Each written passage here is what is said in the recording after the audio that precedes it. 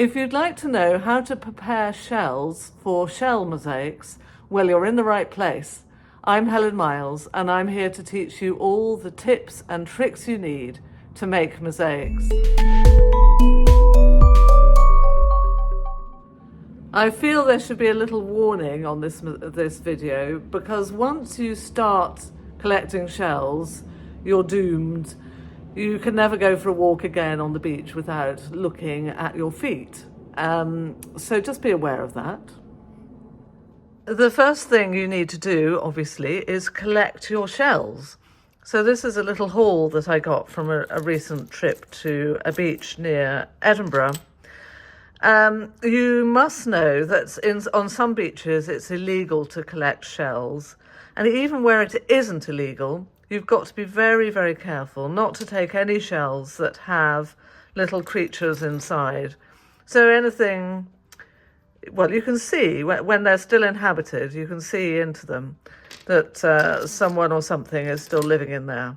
So be really careful about that. As you can see, this is a really mixed collection. The shells on the beaches near Edinburgh are not magnificent. They're very plain and dowdy, but they have huge beauty to them as well. And they're very mixed. Quite a lot of these shells, I'm afraid I don't know the technical terms, and if you look hard, you can get some of these. But then there are all kinds of things among the shells, which I love. You even don't need to find whole shells. You can get little bits like that, which are just lovely. And there's some stones here that I couldn't resist, little sandstony bits. And I love these. I don't know what they're called. And they probably don't have a name, actually. They're the edge of a shell that's been worn by the sea. So you have this texture, which I think is wonderful. And then this was my prize find, a snail, I suspect, rather than a shell.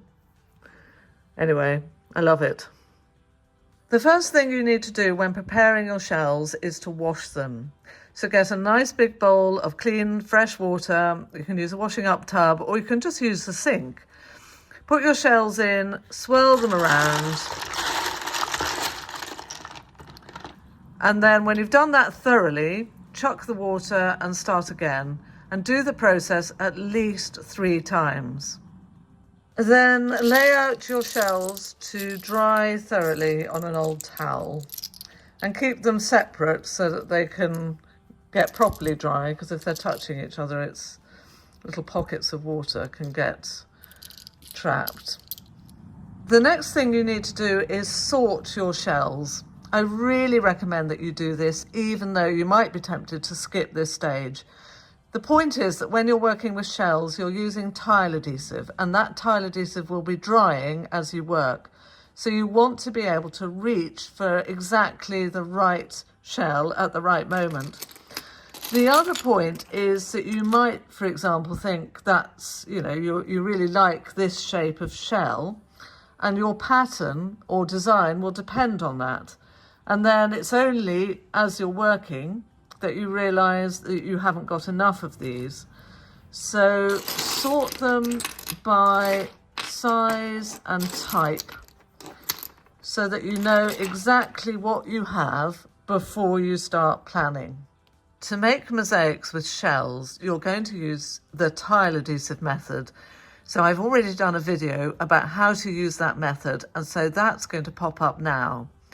So the reason we use the tile adhesive method for shells is that the shells obviously have different depths, and you're not aiming to have a flat surface. You're obviously going to have a very textured surface. So as you can see in this mosaic, there are all kinds of little shells embedded into it. So you're making the paste and you're pushing the shells down into that paste, into the tile adhesive, and then the tile adhesive fills the gap between the shells. So always remember, by the way, that tile adhesive is called thinset in America, but tile adhesive and thinset are the same things. This is the tile adhesive that I use. It's made by Bal, and it is suitable for water and frost resistance, as you can see, and for indoors and outdoors. And it comes in various colours. I always buy white and then I add pigment. And this is a 20 kilo bag, but you can buy smaller bags, 5 kilos. The next thing I want you to think about when you're preparing your shells for your mosaic is the colour of the tile adhesive thinset. So you can obviously use white, and that's no problem at all. But you might want to add a little bit of pigment just to kind of bring the mosaic forward a little bit, just to give it an extra spark. This is a little sample piece I did a while ago, and you see I've used different colour pigments in different sections. So there's just a shell there, and there are various different things, not shells, in the rest of the mosaic. But the idea is to show you how the pigment has a completely different effect on the mosaic. So you need to choose your pigment wisely if you are going to add it. The basic principle of choosing a pigment is it depends on the colour of your tesserae, which in this case are shells.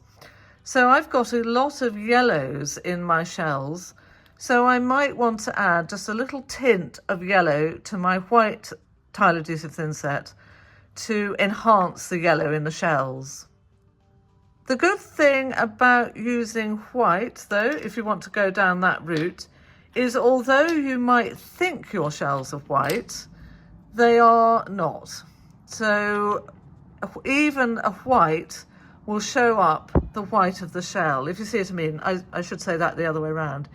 The shell will show up on the white tile adhesive thinset because there are, even in the whitest of white shells, there are lots of different shades within it. I'm going to mix up a little bit of tile adhesive in my trusty yogurt pot, just to show you what I mean about the pigments. And when I mix tile adhesive thinset, I always wear my mask, so don't forget to do that. First, I'll do a little sample with white tile adhesive, just to show you what I mean about the effects of the pigment on the overall mosaic. So you need the tile adhesive to be half the thickness of your thickest shell. So that's quite thick.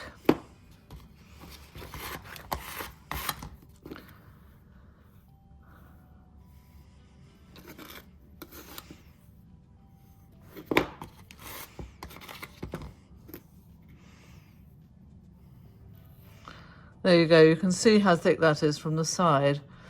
Maybe 4 millimeters. So I've chosen a few super white shells to show you how they show up on the white tile adhesive. Oops, that is not what you're meant to do. Getting tile adhesive on the shells.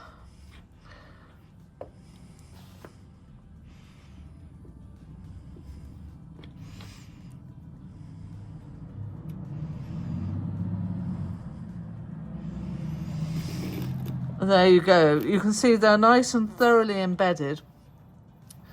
And what you thought was a white shell now becomes really apparent that this one's got quite a lot of yellow in it. This is a kind of greyish yellow. This has some closer to white, but then grey around the edge. So using white is an option because it, as I said, it brings forward the colours that are innate in the shell. Now I'm going to do another sample, but I've added in a little bit of yellow pigment this time. So just to show you the effects that using different pigments has on the mosaic, on the shells. It's not super yellow. If you compare it to the white one, it's yellow, but not bright yellow. So I'm going to choose some of my yellowish shells and put them in.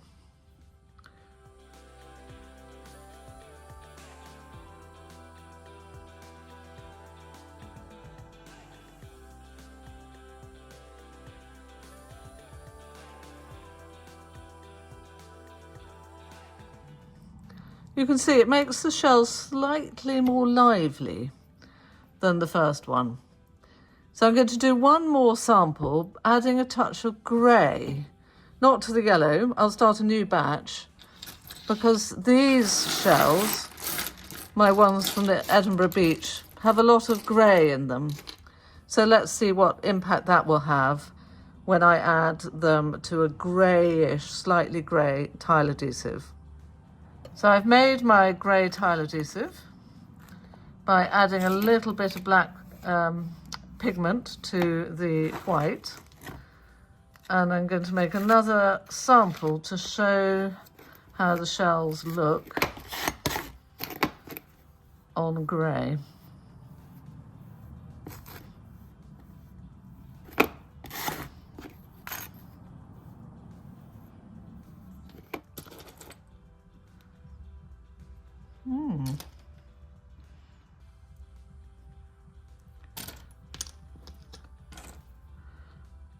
So I'm deliberately choosing my greyer ones, or ones which have little bits of grey in.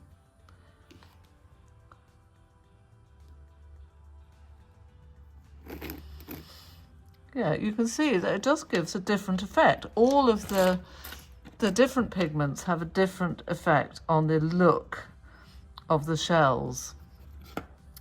So there's our grey, there's our slightly yellow, and there's our white. The thing to remember when you're adding pigment to the tile adhesive thinset and you're ready to start making your mosaic is you need to mix the whole batch, enough for the entire mosaic, before you start making. Because otherwise you'll get halfway through making the mosaic and realise you need to make a new batch, and you will find it almost impossible to add exactly the right pigment to match the earlier part of the mosaic. So just get yourself a nice big Tupperware and mix it all up before you start. So there you have it, preparing shells for mosaics. First you collect, then you wash, then you sort, then you choose your pigment, and then you're ready to go. If you like this video and you'd like to see more, then please subscribe below. Thank you.